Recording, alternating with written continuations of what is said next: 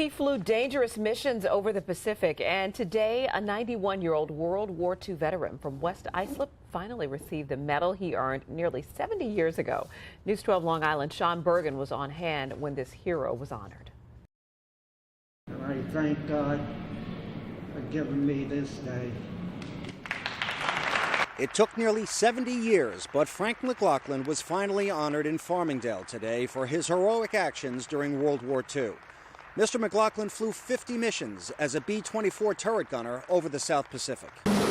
On one mission, he says 36 aircraft took off for the Philippines, but 30 of them turned back due to severe weather.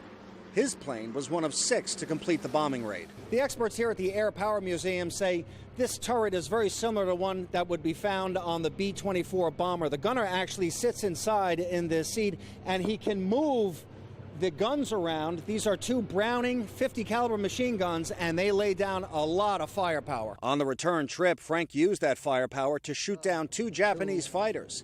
He says he still thinks about those pilots today. I had feelings for their parents and how they must have felt about losing their children. Suffolk legislator Tom Barraga says one of his superior officers promised Frank the Distinguished Flying Cross. But because that promise was not put in writing, he never received the prestigious honor. He was a hero, and frankly, he deserves the Distinguished Flying Cross.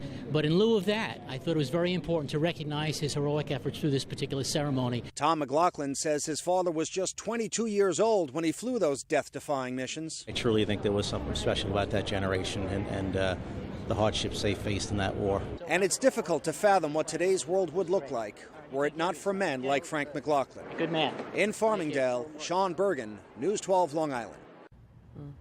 Well, after the war, Frank McLaughlin was a city firefighter for 40 years. He is 91 years old. Wow.